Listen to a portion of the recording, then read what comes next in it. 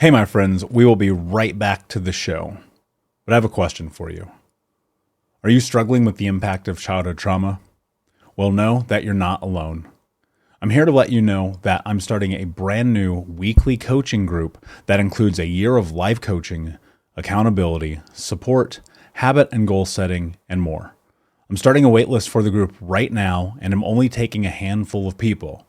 And I'll let you know that through this personalized coaching, we'll work together to help you understand how your childhood trauma has shaped your beliefs, behaviors, emotions, and will help you create a roadmap for healing and growth. Right now, you can schedule an absolutely free coaching session with me and get put on the wait list if you go to thinkunbroken.com. My friends, it's your time to turn your trauma into triumph, breakdowns into breakthroughs, and become the hero of your own story. And I'm here to support you in doing that. Just go to thinkunbroken.com to register for a free coaching call with me and to get put on the wait list for the brand new weekly coaching program. You're listening to the Think Unbroken podcast, and I'm your host, Michael Unbroken. I'm an author, speaker, coach, and advocate for adult survivors of childhood trauma and abuse. In this podcast, you will learn how to transform your trauma into triumph, turn breakdowns into breakthroughs, and go from victim to being the hero of your own story. You can learn more at thinkunbrokenpodcast.com, and of course, check us out on Apple Podcasts and Spotify at Think Unbroken Podcast.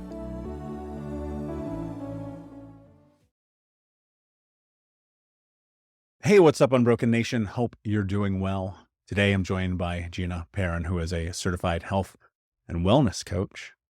My friend, how are you today? Welcome to the studio. I'm great. Thank you, Michael. Great to be here. Yeah, I'm super excited to have you here.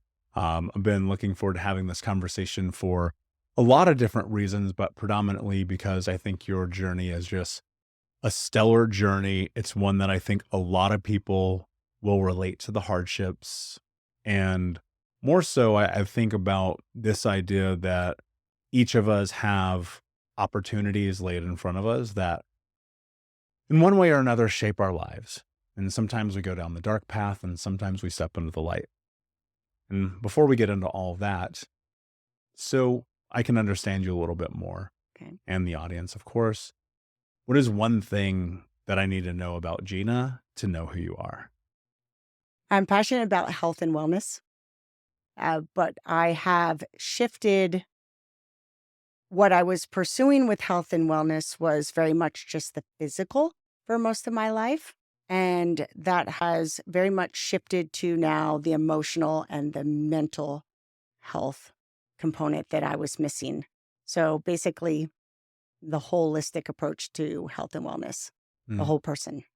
Yeah, it's fascinating how often we think that when we look at people who are very physically fit, that there is together. And Mhm. a lot of times you find that's actually not true. And the opposite too, when you see people who are really unhealthy and just physically from the outside, you would assume that maybe their mental health is really bad. And sometimes that is true. And so I think that's just kind of the dichotomy of life. And we're going to explore and dive into how you've gotten this holistic approach on both sides. Um, Tell me about your earliest childhood memory and what are the things that drive you? Okay. My earliest childhood memory definitely was around the age of 7.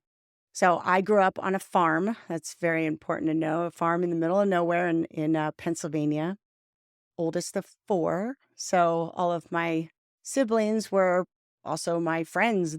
We only had each other to play outside. And the neighboring farms, we had our cousins that lived near us. So that was great too.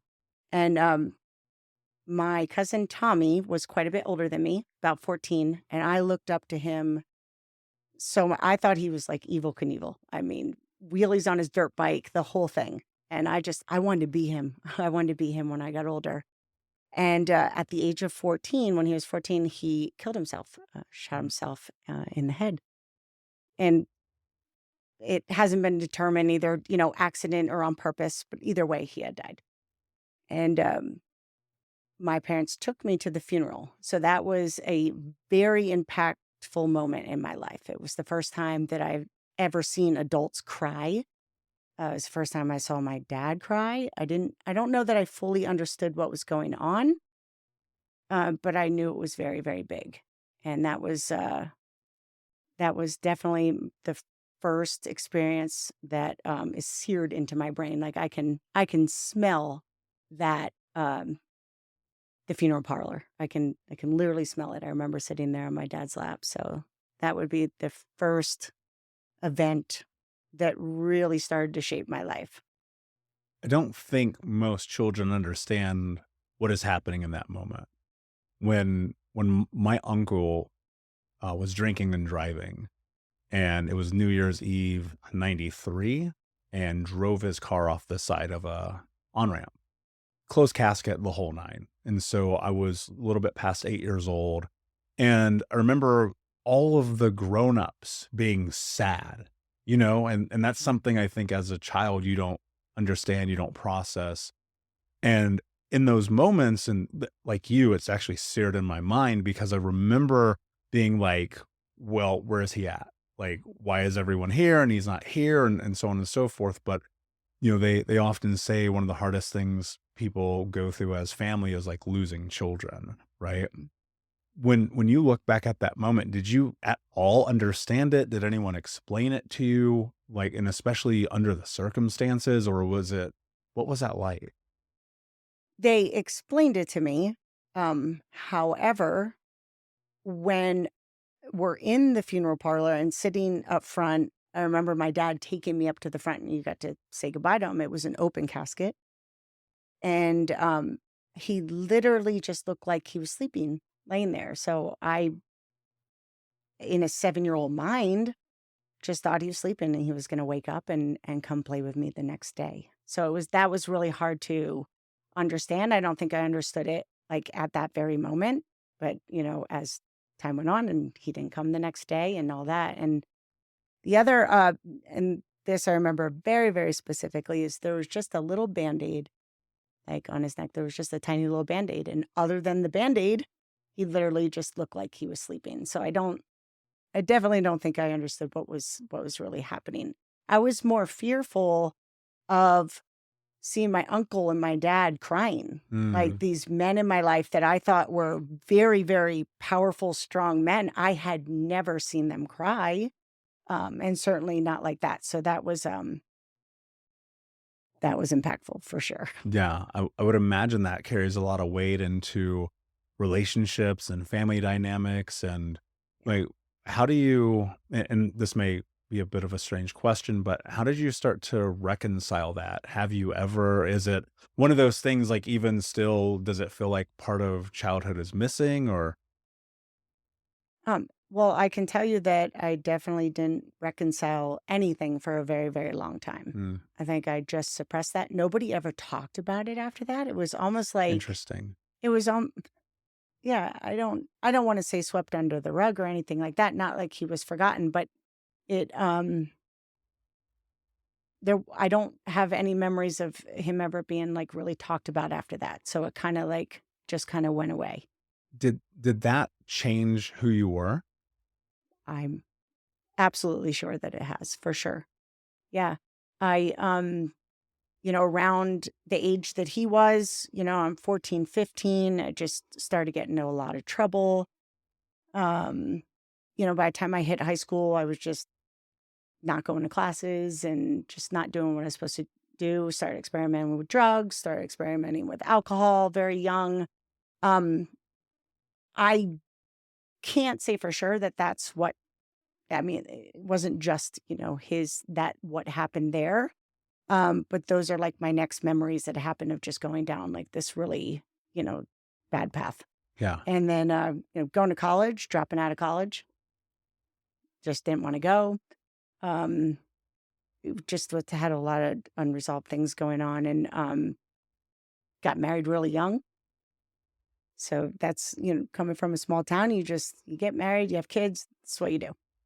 You know, never even question that there be anything else to do in life. So, Mm, luckily, stopped doing drugs, stopped drinking, got married, had kids. Shortly thereafter, divorced. I mean, just catastrophe, as you can imagine. Wasn't a great partner.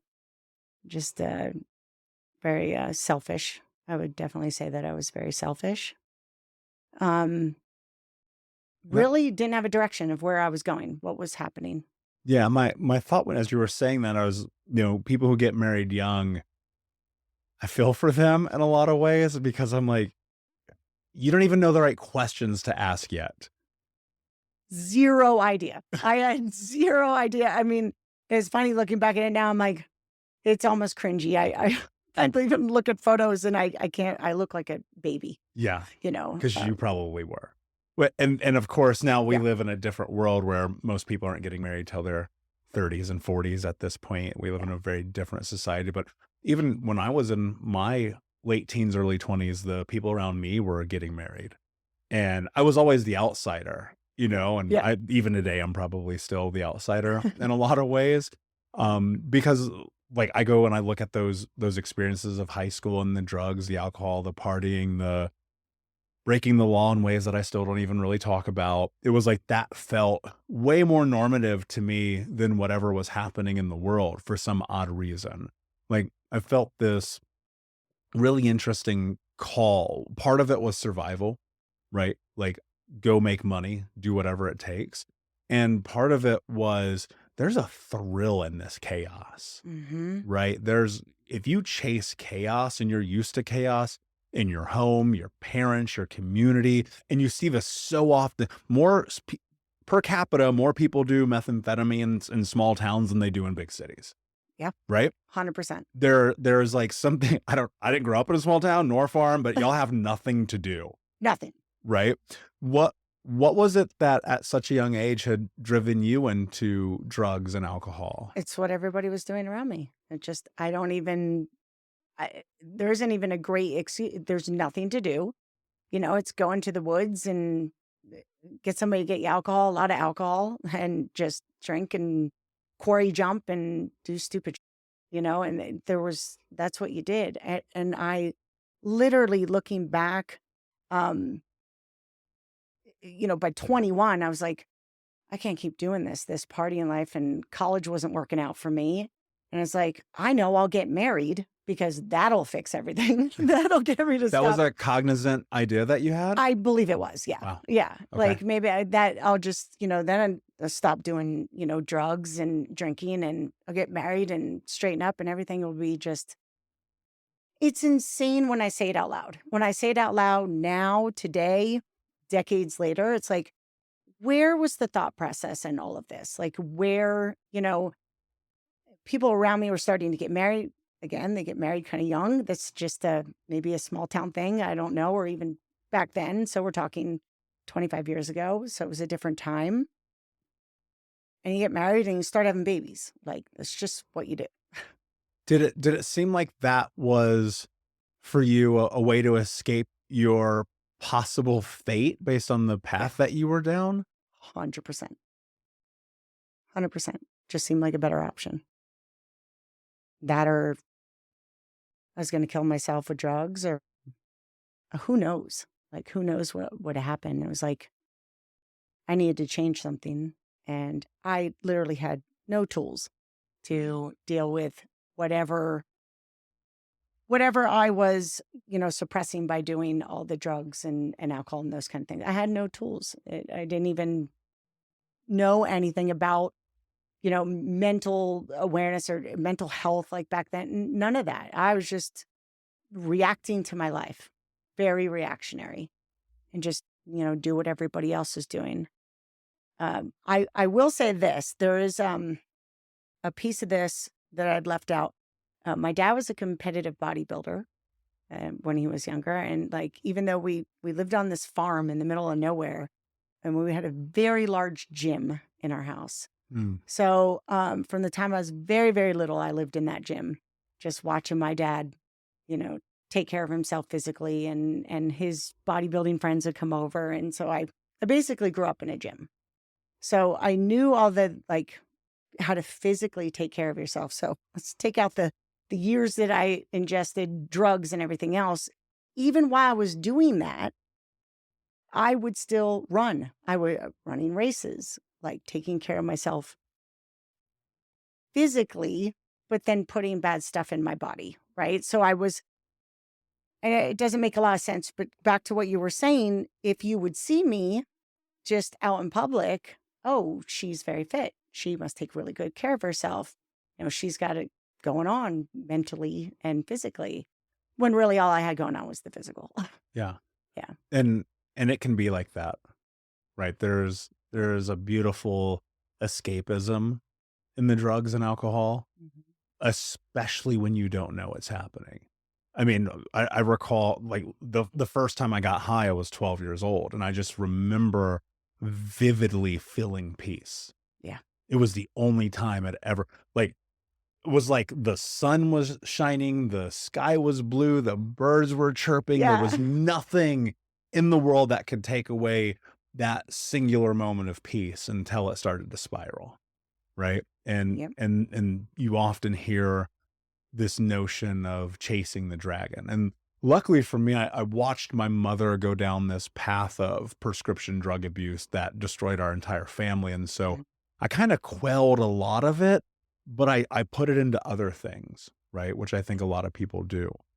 And to your point, I was just doing what everyone else did. It was not outside the norm for us to go and get trashed till 2, 3 in the morning, wake up at 6 or 7, go to work, crush it at work, and then go home and do it again. And what I think is really interesting, there's some cogent thought for you about this idea, get married, have kids, maybe this becomes the solution. Whereas the only thing I was thinking was, let's go get trashed again. And so now you're in your 20s, you're having this moment of change, right? You're stepping into marriage and motherhood. Were there moments where you're like, I feel like this is the thing I'm supposed to be doing? Oh, absolutely. Hey, my friends, we will be right back to the show. But I have a question for you. Are you struggling with the impact of childhood trauma? Well, know that you're not alone. I'm here to let you know that I'm starting a brand new weekly coaching group that includes a year of life coaching, accountability, support, habit and goal setting, and more. I'm starting a waitlist for the group right now, and I'm only taking a handful of people. And I'll let you know that through this personalized coaching, we'll work together to help you understand how your childhood trauma has shaped your beliefs, behaviors, emotions, and will help you create a roadmap for healing and growth. Right now, you can schedule an absolutely free coaching session with me and get put on the wait list if you go to thinkunbroken.com. My friends, it's your time to turn your trauma into triumph, breakdowns into breakthroughs, and become the hero of your own story. And I'm here to support you in doing that. Just go to thinkunbroken.com to register for a free coaching call with me and to get put on the wait list for the brand new weekly coaching program. We'll be right back to the show. But before we do, I want to tell you about today's sponsor, factormeals.com, where if you go to factormeals.com/unbroken50 and use the code unbroken50, you can get 50% off your first order. That's factormeals.com/unbroken50. If you're like me and you are a person who is busy trying to create a life, heal, work on their health, wealth, and relationships, and not to mention deal with the day-to-days of normal life, you do not have time to be going to the grocery store and trying to figure out what you're going to cook every single day of the week. In fact, one time I did the math and I realized I was spending over 15 hours a week at the grocery store and cooking. When I added Factor, I got to use that time for myself, for my family, for my friends, for my community, and for my business. And so if you're in the place where you need some more support in the kitchen, head to factormeals.com/unbroken50 and use the code unbroken50 to get 50% off. The biggest winner in the big game could be you, thanks to BetMGM. The king of sportsbooks is offering new customers a chance to score $158 in bonus bets instantly. That's right, instantly. Just download the BetMGM app and sign up using bonus code Vegas58. Then place a $5 moneyline wager on the big game. You'll receive $158 in bonus bets instantly, regardless of your wager's outcome. Don't miss your opportunity to cross the goal line on the money line as pro football's top teams clash for the championship. Can't be in Vegas for the big game? Then bring the big game excitement to you with the king of sportsbooks. BetMGM and GameSense reminds you to play responsibly. See BetMGM.com for terms. 21 plus only. Iowa only. New customer offer. Subject to eligibility requirements. Rewards are non-withdrawable bonus bets that expire in 7 days. Please gamble responsibly. Gambling problem? Call 1-800-BETS-OFF. That's 1-800-BETS-OFF. Absolutely. Until it wasn't. And it wasn't very long. You know, we were married maybe 5 years, you know, and I was miserable. Again, still they're miserable, like sober, but miserable. Like, you're not making me happy. I'm not happy in this. This isn't really, maybe this isn't for me, you know, but what is still very lost, right? So, go through a divorce. Again, all my doing, me asking for the divorce, like, you know, he didn't sign up for that. I still was just not okay. You know what I mean? Where did the not okay come from? I didn't know. I had no idea like what I was still missing. Like there was something just missing. So when, you know, the kids are young, we're probably about, you know, 4 years into marriage, 4.5. I'm still not happy. Now I'm going to start drinking wine again. I'm going to go back to drinking. Now it's social. Now it's with moms, you know, it's okay to, you know, be at mommy class and, you know, girls drinking wine, and it's, you know, socially like acceptable, whatever. But when I drink wine, and then I'd go home and I'd drink a little bit more, you know, it's always just like a little, you know, a little bit more. And it was really starting to affect like how I would feel, like just being sadder in my life. I didn't sign up for this. I didn't want to be where I was, and I didn't know why. I was never content in my own skin at all. Just not content. And, you know, so I asked for the divorce. That's going to make me happy. Which of course that didn't work. Meet a really nice guy, you know, because, well, you should be married. You have kids. It's just come from a different world than I'm used to now. Meet a guy, very successful, great guy. Okay. He's going to make me happy.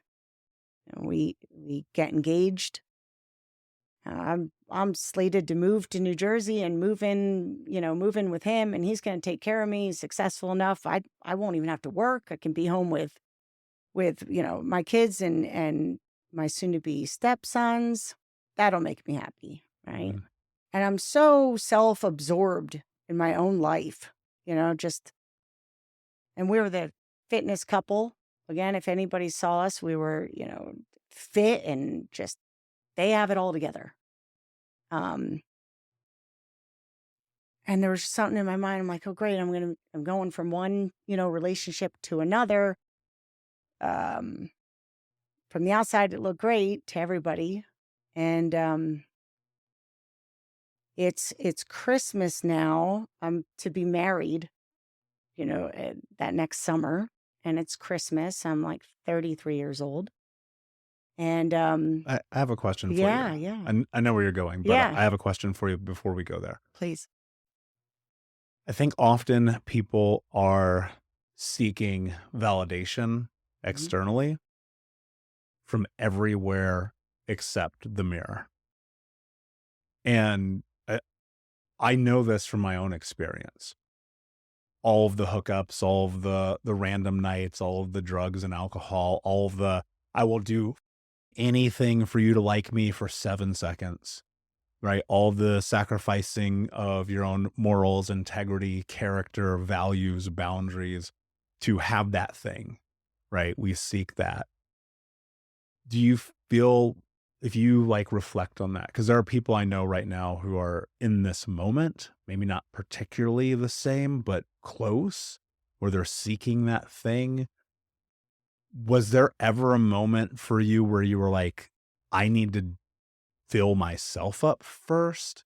Or did it just feel so, because to me, the reason I'm asking this question is it never, ever dawned on me. If you go look at my life from basically 15 to 25 this decade, Not once did it dawn on me that I needed to love myself first. And I'm curious if you ever had any inkling of that kind of thought. Great question. At this point, that's what I'm starting to feel.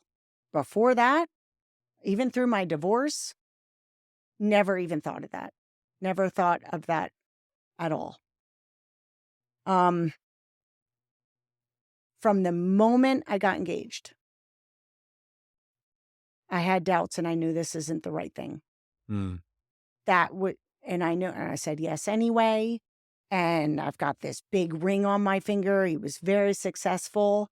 And from the outside, I'm getting all the accolades, all the, what you want, that, chasing that, look at me. I'm doing great. I'm doing great. Remember, I'm not that druggy teenager anymore that, people still want to bring that up, whatever. But this time, because now I'm like 30, early 30s, for some reason it's starting to dawn on me now. And I'm like, I'm going to go from one marriage to another. And I don't even like myself. So I don't know what's going to change there. But before that, it wasn't even a thought. And I started praying on it. I remember praying on it. Like, what do I do? I'll disappoint my parents again. I'll disappoint my friend. What do I tell people? What do I tell people? I was so worried about telling everyone else, like, hey, I don't know that I really want to marry this person. He was great. It was me that was struggling. And before I could even find out what would have happened with that scenario, if I would have even had the courage to call it off or do any of that, tragedy struck at Christmas, and my brother took his own life. Mm. But leading up to his death, I knew I was going to be going in just to the same situation. And I was still like this empty hole inside. There was just an empty, like but cared so much what everybody else thought of me. We often do. Much.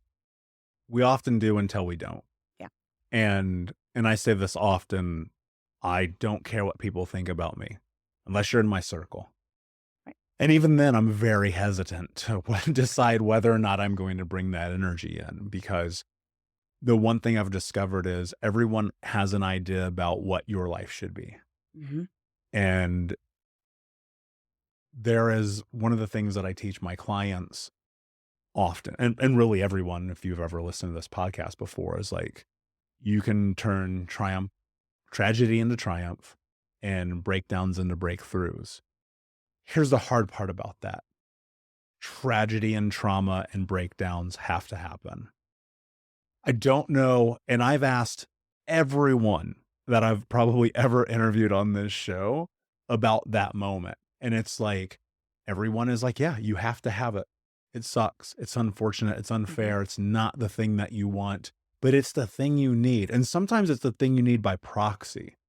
I look at my breakdown when I'm 25 heading into 26. Thank God one of my little brothers said, never talk to me again. You're not my brother. Without that moment, I probably wouldn't be here. Finding out that my 3 childhood best friends have been murdered. Like, without that, I probably wouldn't be here. Crippling debt and borrowing money from my girlfriend who lived with me to pay the rent. It's like, without that, I probably wouldn't be here. Yeah. And I wish that it weren't so many, but that tends to be the case for some of us. And obviously with an impact in your life on a Christmas, that was the case. Yeah. What was your relationship like with David? It was great. He was such a kind person. I was the oldest, like I said, on this farm, and then was David, and then we have identical twin sisters. So it was always teams. It was David and I against the twins, right? Because the twins have they were their own team. So he was my team member. And so, definitely lost my team member. My sisters have each other, and but he was very sad, and I was so self-absorbed in my own life that I didn't notice how sad he was. I didn't take that time to um, really check in on him and see how he was doing in a real way, right? I would drop off my daughter once a week at his house because he would tutor her, and drop off, hey, how you doing, and leave. Again, it's just very self-absorbed and not like, how are you doing, what's going on. We just kind of get together for holidays and text on birthdays. And he lived 20 minutes from me. He lived so close, and it's like I didn't catch the signs. I didn't see him. I didn't see him coming until it was too late, of course. And not to say that I could have changed that.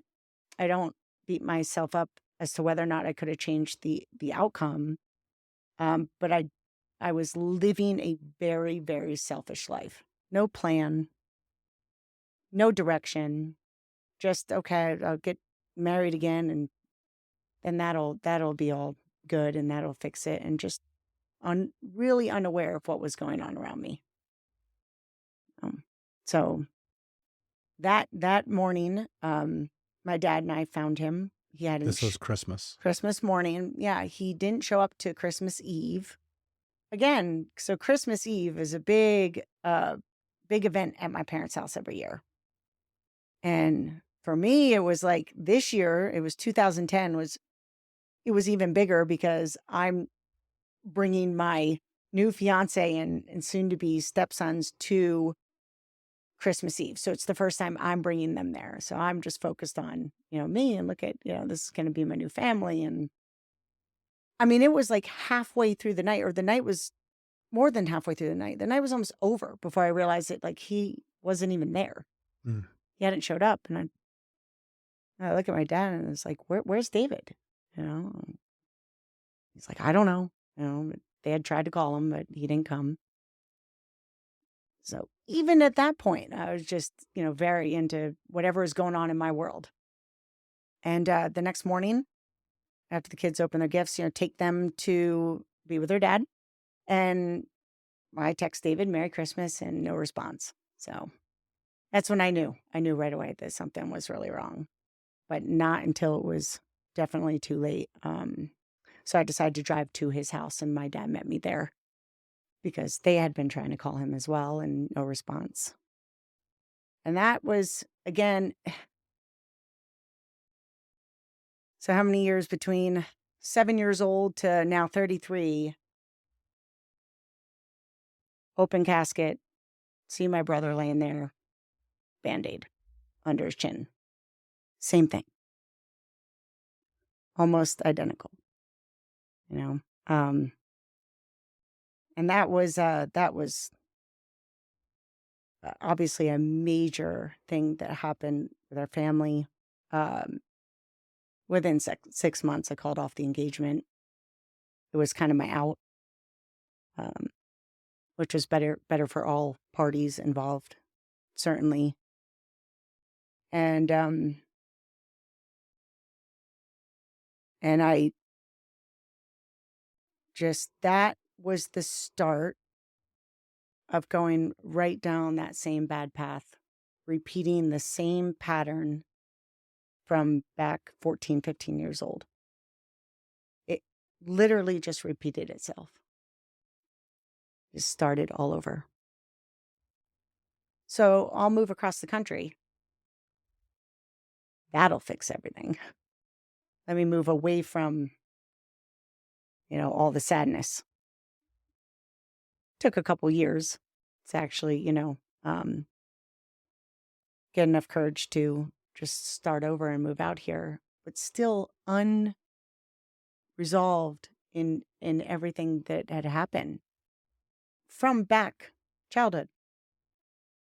So I could have moved to Australia, and the same thing was going to happen if I didn't actively go to fix it.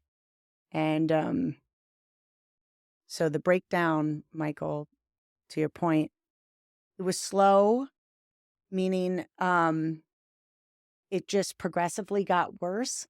But it's like the frog in the water that the water's warming up and you don't realize it's going to come to a boil until it comes to a boil.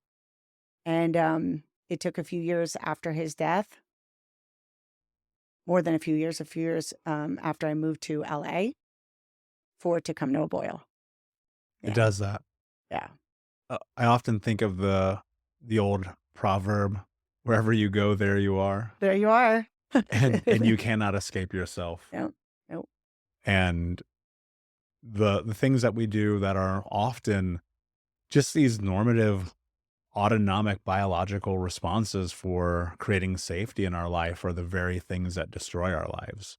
The drugs, the alcohol, the hooking up, the debt, the whatever it might be, we chase those things so that in those things, at least we feel better than when we're not in them.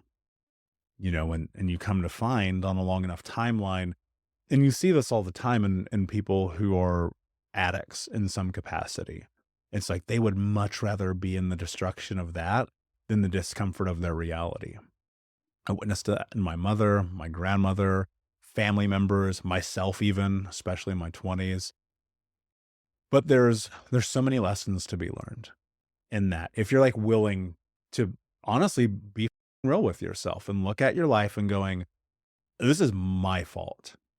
And that's what's so difficult about it, because the circumstances in which often lead to that moment may not actually be on you, right? They're death and loss and maybe debt or losing a job, a breakup even. But it's like every single time you make that decision to do that thing, even though it's in your head and you're like, dude, stop doing this, right? And you do it and you're like, tomorrow I'll stop. It's like none of us are free of the addiction of the opposite of what we feel in reality. And so we chase it.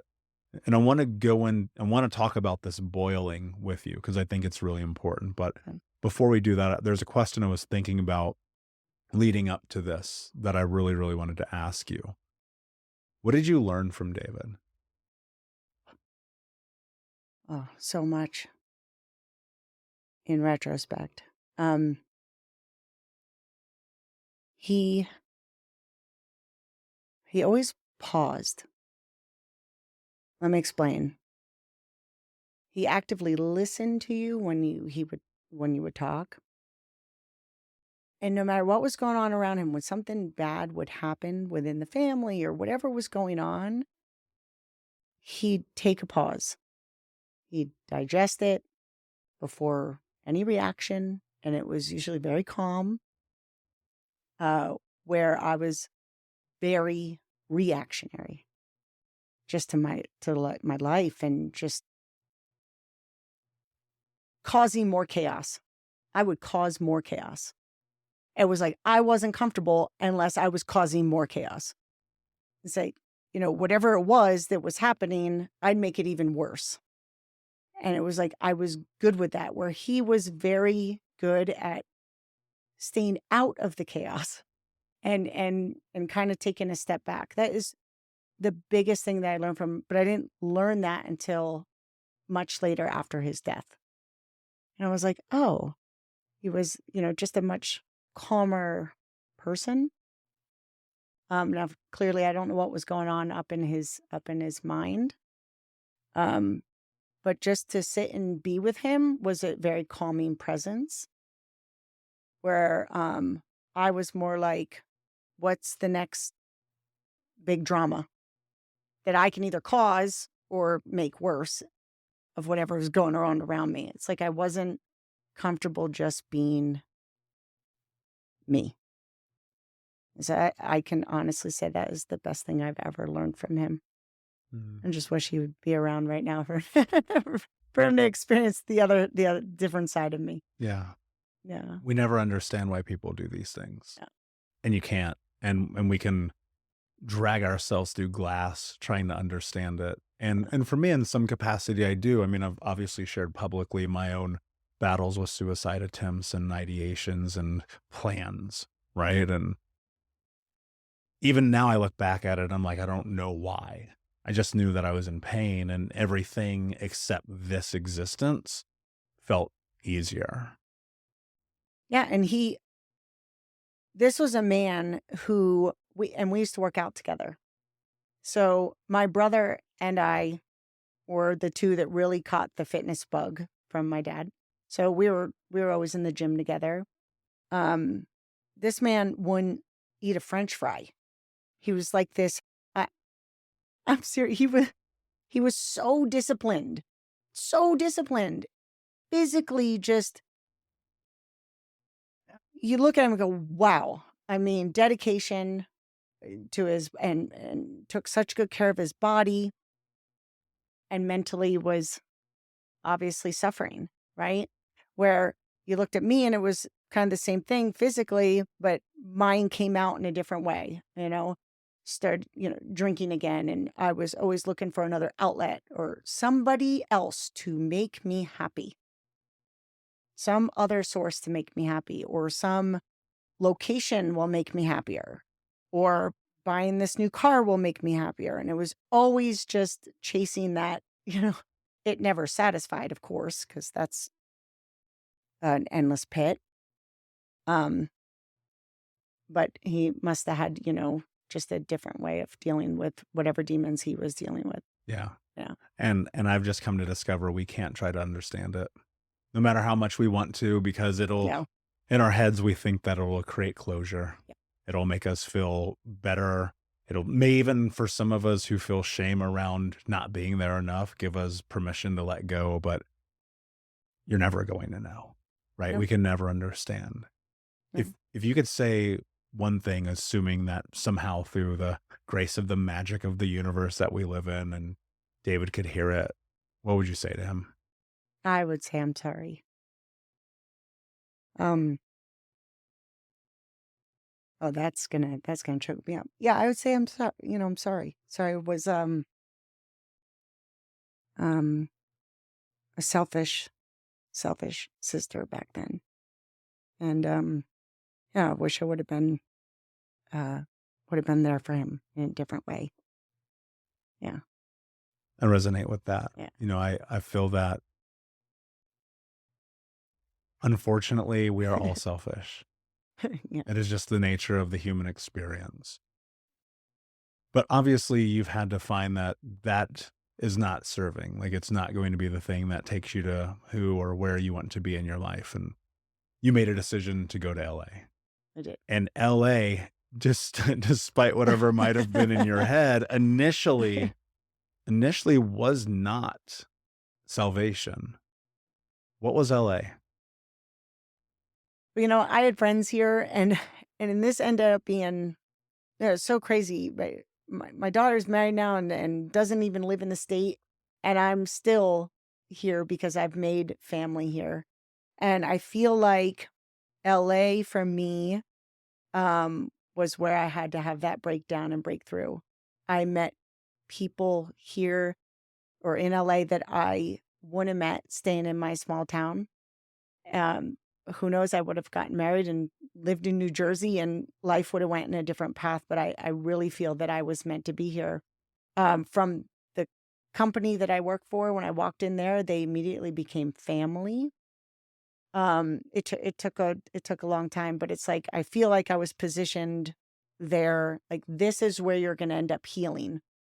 But I didn't know that initially. I didn't know that this is where, your life really is going to change.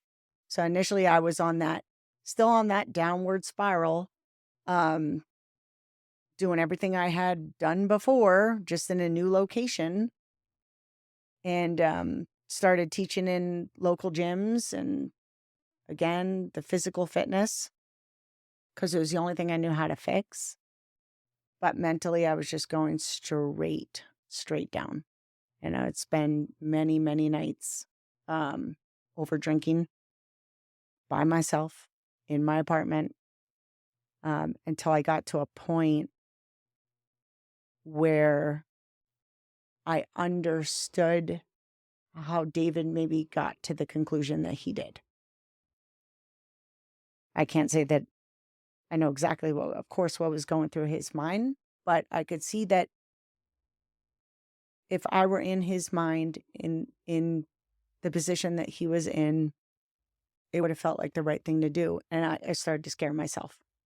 I was going down a really, really dark path, worse than I had ever been before. So it had slowly gotten worse. That slow boil where I was like, something needs to change.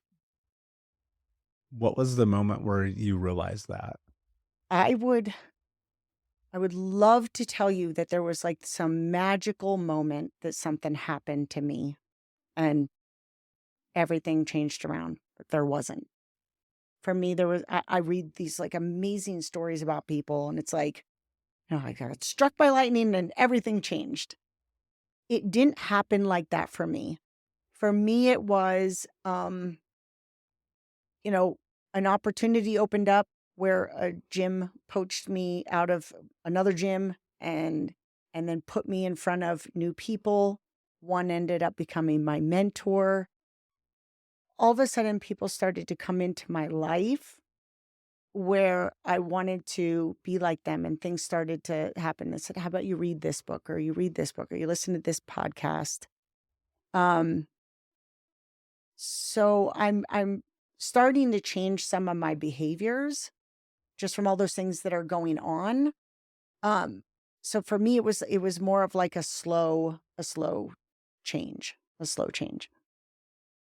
I think most of the changes that are the most impactful are like adding up every single one of the straw on the back of the camel. Yep. And then you're like, something changes now or it never changes ever. Yeah. And that's where when I was 26, that's what it was. I was just like, I don't know. And even here's what's interesting too. Even now, I think that holds true. It's just faster, right? The looking at life, the dissecting it and going, this is not the thing that I'm supposed to have be whatever, change, do something different right now. I had this amazing therapist when I was in my early 30s. He said something to me that radically shifted my life because you talk about accountability, about responsibility, about trying to, take control over your own life. And I never did that. I blamed everyone all the time, constantly. Same. It literally could not be, it was impossible that it could ever be my fault. Yep. I don't care what, I could crash my car through a house and it would be like, you shouldn't put your house there. 100%. I don't know why your house is there. This has nothing to do. And it was like, that was my life. And I'm sitting here with this therapist and he helped me understand why, right? So much of that was about survival. So much of that was about watching how my mother operated in the world and her lack of responsibility. And so you start to connect these dots. And he says to me, change only happens when you make change happen. And for whatever, that was singularly one of the biggest light bulbs in my life because I finally understood, like, wait a second, I can do something different. Because here's what's interesting about your story. You moved to LA, you're going through, you're at the 5 a.m. workouts, the 6 a.m. workouts, to pushing yourself, getting in shape, losing weight, like all that. And yet going home at night and it's like back in the darkness. It's funny when you walk through your front door, how dark it can be. Extremely. And that's exactly what, so, I moved to LA and I started over drinking, overeating. Now I like gain a bunch of weight. I'd never been overweight in my life, right? I'm always like this super healthy person. And I'm starting to spiral down to the point where I get a little scared. I'm like, what is happening to me? Like, I don't recognize myself in the mirror. What were you scared of? I was seeing the progression of the downward spiral. I took a look back, like, this is what I was 5 years ago, and look at me now. I'm starting, and it was seeing some photos, to be honest. Like, I'm seeing the photos, and I'm like, what has happened to me? Like, I'm starting to, and I just felt terrible mentally. And Michael, for me, everything was always like physical. It was the only thing I knew how to fix. So I get so disgusted one day from seeing a photo, and I'm like, that's it. I'm changing my life. I walked into the local gym and I got myself back into shape. And when I say this, for people out there struggling to lose weight, for me, and I'm so sorry I'm going to say this, but for me, physically losing weight and getting back into shape, that was easy because that's the only thing I knew how to do. And that comes from, fitness from childhood, So that was the only thing I knew how to do. But I could not clean up my mental fitness. I couldn't clean it. I didn't know what to do. And it became blaringly obvious now at that point. Okay. I stopped listening to the radio. That was the first major thing that I did. I'm in sales. I was a sales rep. So I'm constantly driving in the car. Like, what do I do every single day? Listen to the same radio stations, music. Okay. Instead of that, I don't know, I'd read somewhere, listen to audiobooks instead and learn something while you're in the car. So that was one of the biggest changes I started there. And hearing about, excusitis, case of the excusitis, I believe, I don't know, Brian Tracy or somebody was there. And I say, oh my gosh, that's me. I'm sitting in the car for all these hours going, that's me. And I was the common denominator in all of this, like in everything. And I start listening to what they're saying. Michael, I was literally your twin on that. I couldn't do no wrong. It was everybody else's fault, my ex-husband's fault, parents' fault, whatever it was. I had zero accountability in my life, zero, and expected everybody else to make me happy. So I start with the audiobooks, and and by no one's fault, but I think I grew up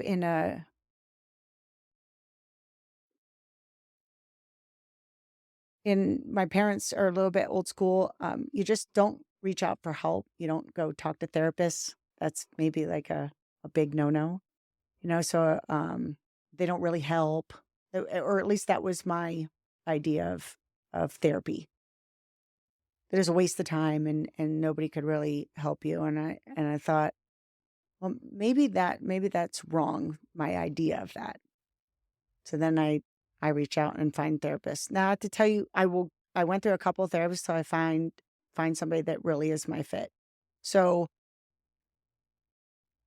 because I didn't want to give up on myself. I was like, I didn't want to give up on myself. And, so I start talking to somebody and then I just kind of went all in.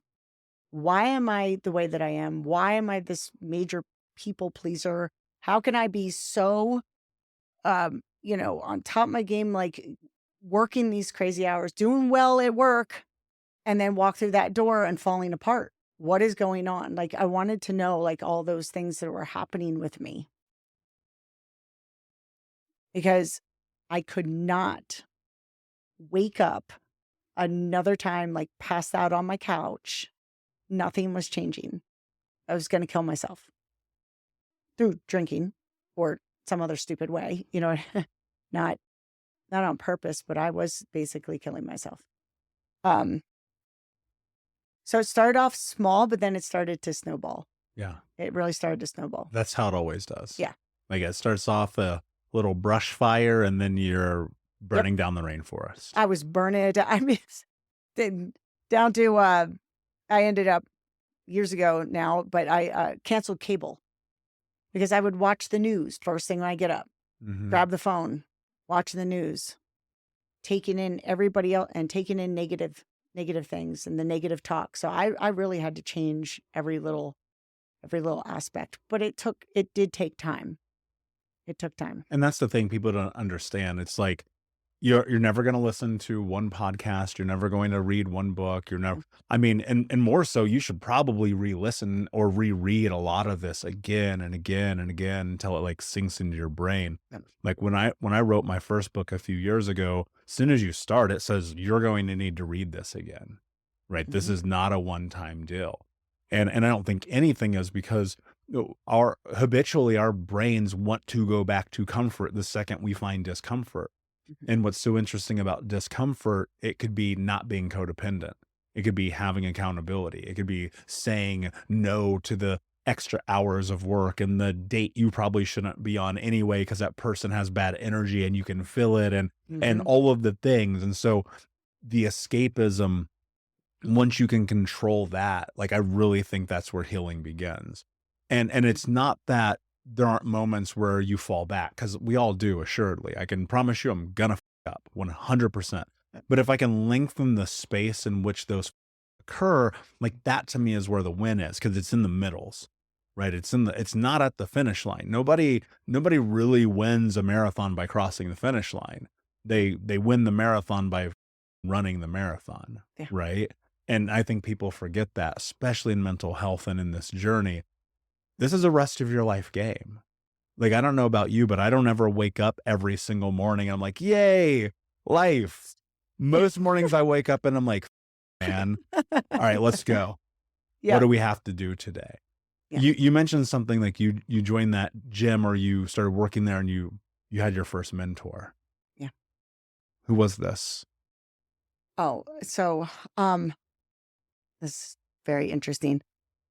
So the woman that hired me at Equinox ends up going back to school in positive psychology, health and wellness. And so I reach out, I'm like, what is positive psychology with health and wellness? Like, I don't even know what that is. Her name is Patricia, and she now lives in Switzerland. So she got transferred out there. But she's the one who really encouraged me. She started telling me all about it, and I went back to school in the same place that she did.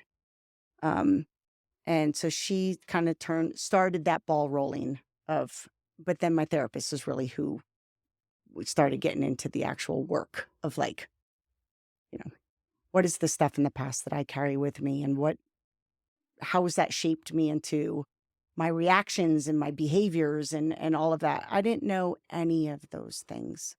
But Patricia really started the ball rolling of, like, oh, I can help myself, and then I can also help people in a different way to get fit, as opposed to just going in and teaching a class. She got me more involved in, like, the emotional and the mental fitness. And so I give her all the credit. What part of this self-discovery was most life-changing for you? Like, what was the moment, like, you're in either therapy or you're sitting with Patricia and you're like, fuck, I get it now. Like, did you have one of I have, like, probably like 7. I was going to say, I have a few of those, so I don't know which one do you think. Which one do you think was... you won? A couple things. Did you ever read the book It Didn't Start With You? No. Okay. I do recommend that. But there are certain, like, genes that will get marks on them, and they're actually passed down. So some behaviors that could come out in me maybe really came from my grandmother or came from past traumas that could be, a couple generations back. Maybe not even, like, that's kind of mind-blowing. The other thing for me, this one just blew my mind. It's like, do not believe everything your brain tells you. I literally would believe everything that I think. Everything that I think. I didn't even question it. And it's like, where did that come from? Where did that thought initially come from? I would just believe, and again, very reactionary to my life. I would just react to everything. So for example, if you write down, like, 5 things that you tell yourself all the time, you're telling yourself things every single day, thousands of things, right? But if you really think about your thoughts and jot them down, even for like a week, there's like top 5 that you repeat over and over again. Either I'm fat, or I'm ugly, or I'm not good enough, whatever that is. And kind of trace back, like, where did you first hear that? Like, where did that first come from? Did it come from a parent, like a parent? Did it come from, Susie, your classmate in middle school? Where those thoughts, my thoughts, like, I believed them 100%. Every thought that was fool's errand. I mean, every thought. And so now I'm very, very, very, very aware of, like, the thoughts that I have, and and I'll tend to go negative first, which I guess most of us do, but every thought in my mind was negative, which is always negative. You'd give me good news and my brain would go to, well, yeah, but what if this happens? Well, what do you mean? What if this, but this isn't what's happening. Something good is happening. That you can change your brain chemistry, that you can, start living in gratitude and changing the way that it takes work. I wanted somebody to give me a magic pill. I wanted a therapist to fix me in a week. I wanted to be whoever this was on social media that I thought was super happy and living their best life. I want that life.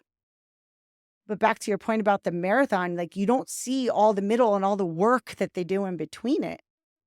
All the work that it takes to change your life. If you are in a bad spot, if mentally, physically, it takes a ton of work. And that work is what I wasn't seeing. I just thought something's going to change me magically. Yeah. Or someone was going to change me magically. Yeah. And so much of the work too is exponential, and you don't understand that every single day. Here's what I think about. It's not that it takes you 10 years to change your life. It's that it takes you all of the efforts of the 10 years to change your life. And that's what I figured out one day, where I was just wait a sec. I was standing in my kitchen and I had that same sense of peace that I had when I was 12 years old, when I was high, except I was completely sober. There were no women, there were no drugs, there was no alcohol, there was no debt, there was no, I need to drive 200 miles on the highway just so I feel alive for 5 seconds. It was just I was in the kitchen and the window was open. I could hear the birds chirping. I was having coffee and I was like, this is the thing. But it took, at that point, that was probably 7 years of work, constant work, constant showing up, constant action, constant consumption of all of the things, trying to learn and navigate who it is that I am. One of the things that came of that is my ability to help people, right? And I never intended this. I say it all the time. No chance in hell I was doing this job if you asked me this 10 years ago. And now you're in a position where you're also helping people. Yeah. Talk about that. Yeah. So back to where I said about how I lived my life before, it was a life that was very, very selfish. It was all about how Gina can get ahead, whatever Gina can do to take care of Gina, all of that. And I've shifted now into more of a life of service. How can I give back to anyone who's looking to better themselves physically? Of course, I can do that just from, from a coaching perspective. But how can we put it all together? How can I help people make that connection of the people that help me make the connection where, Gina, you're never going to be fit if it's just physical and you don't have those other aspects. So now when I work with clients, it's not just, hey, eat this and exercise this and, that'll take off the weight. But there's a lot of work that goes into, making sure that mentally they're okay. A lot of writing, reading, learning. I mean, it's constant, to bring everything together. It just took me in a completely different direction that I never thought that I would go in. I thought, I don't know what I thought. I really didn't have a plan for my life. It was just get up and do I was on a rinse and repeat cycle of no planning. And now it's got 1-year goals, 5-year goals, 10-year goals. But it's all those little things every day that add up. So when you were talking about how it all came together and it took 7 years, that's the compound effect. That's the compound effect. We live in a world of instant gratification. And somebody could come to me and they're like, I want to lose 10 pounds and it's got to be in 3 weeks. I'm like, how long did it take you to put on 10 pounds? How long did it take me to end up on the floor of my apartment, passed out, wondering how the hell did I get here again? It took a long time. It took decades. So wasn't going to It wasn't going to fix itself in a couple weeks. It's not going to just be fixed automatically. But it's all those little things you do in between. It's that compound over time. Listen to the audiobooks in the car instead of listening to the radio. Getting up and writing in the morning or night. I have switched when I do some journaling, but actively practicing gratitude, actively, reaching out to people that are where you think you want to be. And ask them, what did they do to get there? They didn't just wake up and be that person in one day. So my goal is to literally just live in a life of service as opposed to, again, just living in the world of Gina. Yeah. And here's what's interesting is I'm sure the world of Gina's great, right? Because then you aren't bothered by the realities of your decisions. Yeah. The world of Michael was awesome, right? Yeah. If you like being in misery and Yeah. being tortured and walking down the gates of hell and crossing the river Styx on a daily basis, that's a great world to be in. It's shocking to me how different your life becomes when you sit and realize the truth that you're selfish. Yeah. And you look, and there's a space because you do also have to be selfish, right?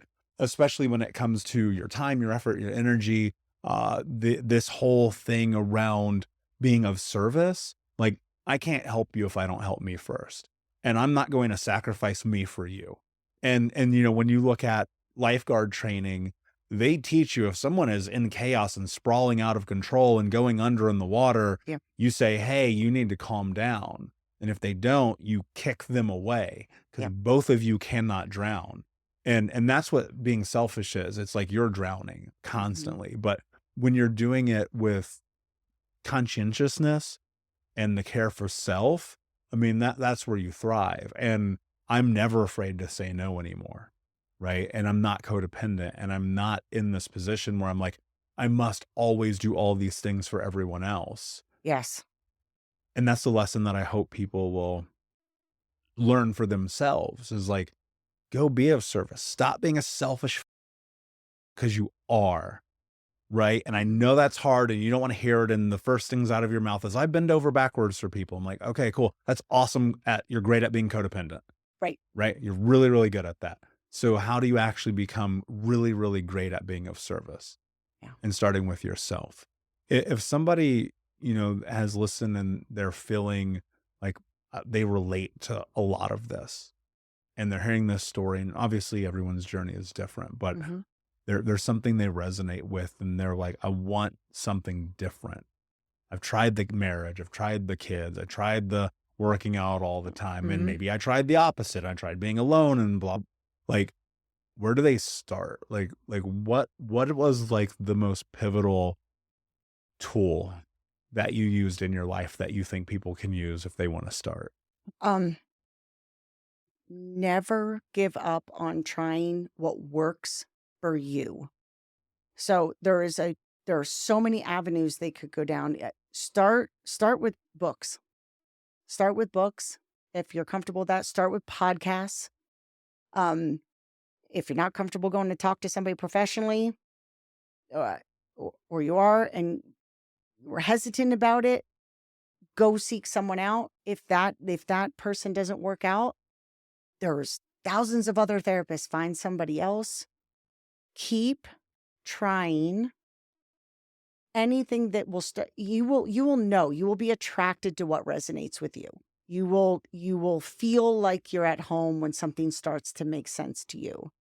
I mean, a great example is a girlfriend and I, she drags me to hot yoga and said, this is the way that you're really going to feel like centered and you're going to feel amazing and it's going to make you feel better. I didn't feel any of that. I wanted to run. It caused me more anxiety than anything, right? That worked for her. Okay. Start anywhere and throw everything at the wall until something sticks for you, and you'll find your routine. Just because somebody says, get up and meditate every morning, you may hate that and it's not going to work, but try it. You won't know until you try it.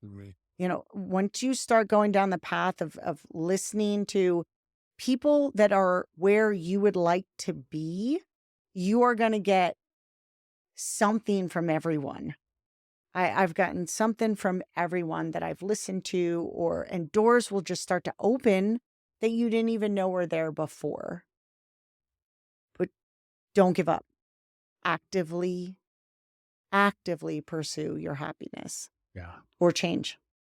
Yeah. Change. And know that, like, honestly, the journey is going to suck a lot longer than you think it's going to suck. And then it's going to suck less. And then one day you're having that moment where instead of being on the floor, waking up again, being like, how the did I get here? You're sitting in something beautiful. And know that there's no end point. There's no end point. The journey continues. It will always continue, where you're going to learn more, and you're going to learn more about yourself, and you're going to find new tools along the way. I have to actively pay attention to the thoughts that I have in my mind and know, okay, you're lying to me. Sometimes, if it's lying to me, or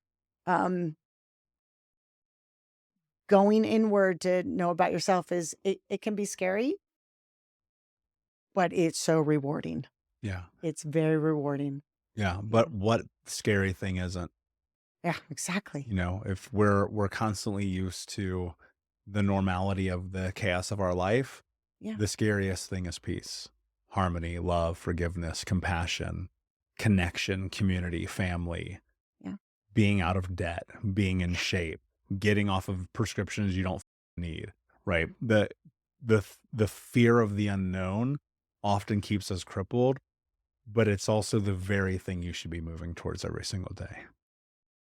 Before I ask you my last question, tell everyone where they can find you, learn more about you, and seek your guidance if they find it necessary. Okay. You can find me on all of the social media platforms, Gina Perin, just my full name, or you can head to my website, ginaperin.com. And I'd like to see them there.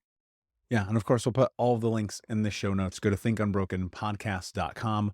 Look up Gina Perin. You can search right there at thinkunbrokenpodcast.com. We'll have all of her links and more, including the full transcript of this episode. My friend, my last question for you. Okay. What does it mean to you to be unbroken? Making peace with your past and actively participating in finding your happiness. Beautifully said. Thank you so much for being here. Unbroken Nation, thank you for listening. Please like, subscribe, comment, share, tell a friend.